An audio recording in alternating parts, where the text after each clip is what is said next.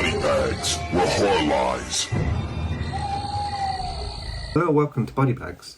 My name is James and I'm your Sunday night reviewer. And I decided to bring 65 to you this evening.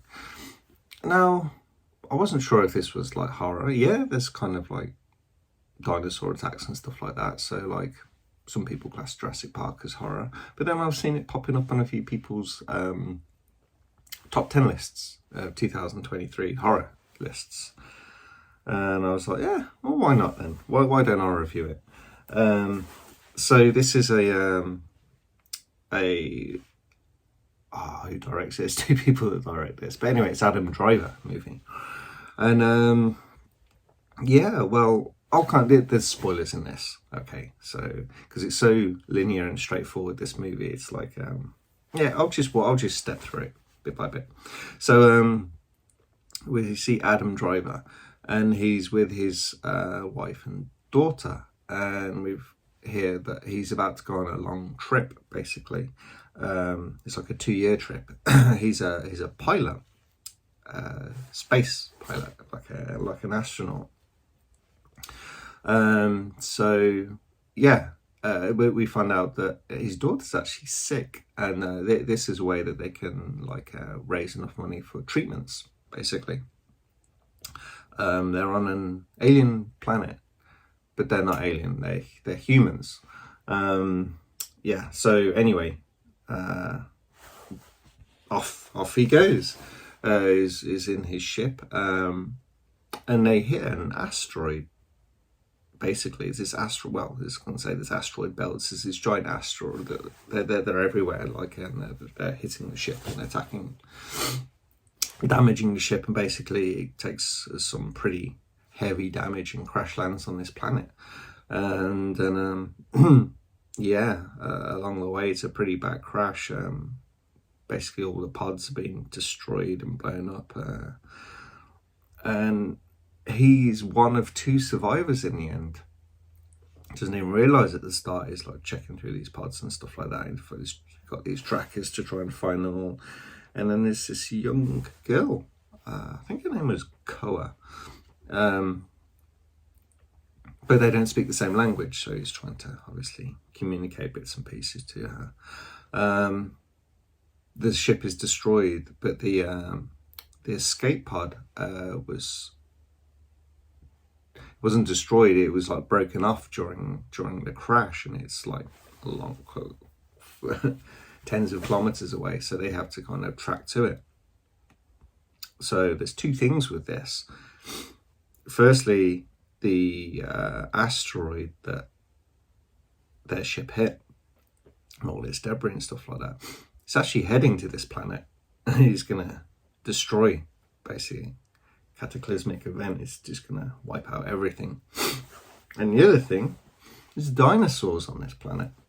Yeah. So yeah, these alien beings, these alien beasts are in fact dinosaurs. So they have to navigate their way safely back to the pod. So it's a tricky trying to get this young girl. I don't know how old Kobe is. 11, 12, something like that. But Adam Driver is quite cold towards her. But he lies to him, basically saying like where the escape pod is, it's up on this mountain, and it's like her parents are there, but obviously everyone died in the crash, apart from them 2. So they're kind of off they go. And now, being a father figure, it's a kind of a bit odd that he's so cold, and we actually kind of start to realise that his daughter actually died when they were away, when he was travelling. She didn't make it, so obviously he's distraught. He's destroyed. But they're kind of they're going along. There's these different obviously situations with different dinosaurs that are being attacked. They're like running away, they're being chased. This is basically what the movie is. It's like different dinosaur attacks in different scenarios. There's like big dinosaurs attacking them, small dinosaurs attacking them. There's bits where they get separated, like in this like cave, and like part of the cave like kind of crumbles and they're trying to get to each other, stuff like that, and start to work to each other. And obviously their bond grows throughout the movie. Their lack of communication doesn't stop this. So yeah, it's kind of that's how it kind of all plays along. And then we kind of get towards the end. They kind of course they get to our escape pod.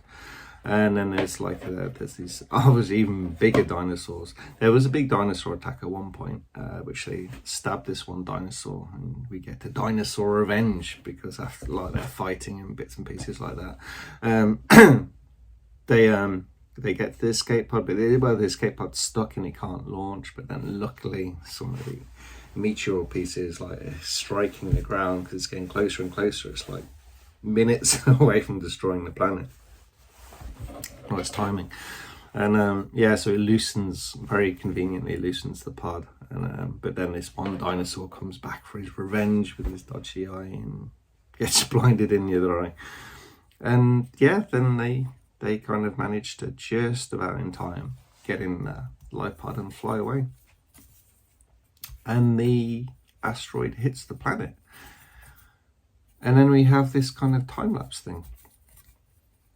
This ice age comes, and there's development, all these different animals, and then people come and things like that. And it's actually Earth. So he was in this spaceship from 65 million years ago. So as far as I'm aware, I think I was paying attention. I don't think he went through any wormhole or anything like that. We didn't go back in time or anything like that. But he's from 65 million years in the past, which is a bit odd. There's humans somewhere else with all this technology, and kind of the technology to how we're going and where we are today. Kind of, if you think of a sci-fi movie where they kind of put that technology a few years forward, it's that's the technology, but it's elsewhere in the universe. And yeah, that's kind of it. It's I mean, it's okay. It's fine. Obviously, everything CG, very CG heavy. Planet looks cool, obviously, because it's prehistoric Earth. And then all these. I'm not quite sure how accurate the dinosaurs are. It's I used to like dinosaurs as a kid. I was kind of more up to date on them. I didn't kind of recognize many. I think they're like T-Rexes, the big ones, but kind of move in a movie kind of way rather than the old Jurassic Park with the speed that they have. It's these are a little bit souped up a little bit quicker, I think. But I mean, it's an entertaining movie. It's definitely one younger generation would enjoy. I mean, you can see why a few people have put this on their horror lists. You could lean it towards that. It's sci-fi action adventure, basically, with a couple of bits of horror in there. But anyway, I kind of wanted to bring it to you guys. So I hope you enjoyed the review, and I'll catch you next week. Thank you. Bye-bye.